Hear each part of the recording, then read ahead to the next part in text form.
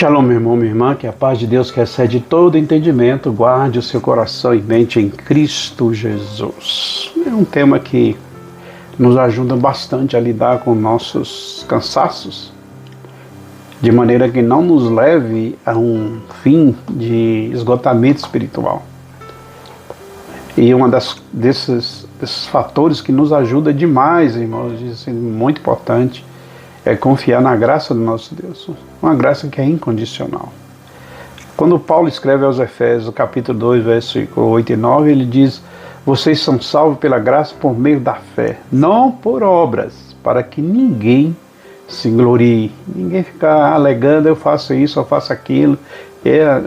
Não é por aí, é graça de Deus sobre a vida de todo aquele que crê. E por isso, às vezes não se compreende a extensão, profundidade, largura, altura do que é a graça de Deus na nossa vida.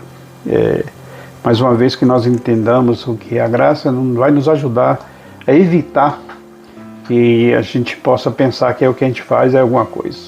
Paulo diz assim, para que ninguém se glorie. Diria para que ninguém se orgulhe. Isso nos leva então a depender de Cristo, depender da sua obra.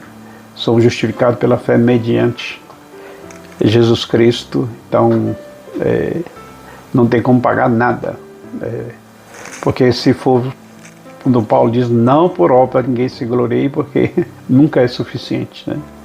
Vai gerar só frustração e orgulho. Por isso, exemplo da Bíblia, né? Temos exemplos interessantes, e um deles que eu penso muito oportuno aqui é quando a gente lê lá em Lucas 23 sobre o ladrão na cruz. Eles tinham dois, né? Crucificado, um de cada lado de Jesus, e um faz aquela zombaria, salve a ti mesmo e a nós também, e o outro reconhece que em Jesus um rei, um salvador, e Jesus diz para ele assim, lembra-te, ele diz, lembra-te de mim quando chegar no paraíso, e Jesus responde, hoje estarás comigo no paraíso.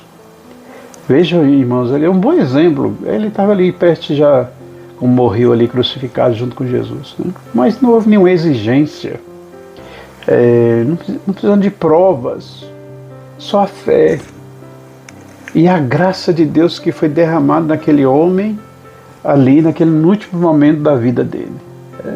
Não exigiu nada a lei dele, não precisou de prova alguma, porque a prova era o próprio arrependimento gerado naquele homem.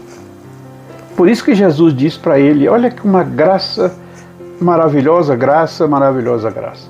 Ali mesmo Jesus diz para ele, hoje mesmo estarás comigo no paraíso. Então, ele não teve tempo a partir dali. Não, ele depois sairia dali, ele não era mais um ladrão, um novo convertido, e ele agora mostrar através da vida dele que ele mudou, que agora ele estava fazendo boas obras, servindo na igreja, trabalhando. Não, nada disso. Ele apenas creu quem era Jesus e a graça de Deus então o alcançou de maneira abundante. Foi gerada fé no coração daquele homem. Por isso, meu irmão, assim, a fé pela a nossa salvação é pela fé, é pela graça, não é por desempenho, não é por sua performance, não há mérito humano nenhum nesse processo, é graça. Nossa vida aqui, meu irmão, não passa pelo viés de eu tenho que fazer isso para ser aceito por Deus. Não abandone isso, tire isso da sua cabeça, não deixe que isso alimente da sua mente. Creia apenas, assim como aquele homem lá creu, e a graça o alcançou, a fé foi gerada no coração dele, e ele usufruiu da salvação em Cristo Jesus. Por isso, meu irmão, assim, a graça de Deus é suficiente. Peça a Deus que te ajude a viver cada dia como alguém que foi salvo por essa graça. Como alguém que é amado, como alguém que é aceito.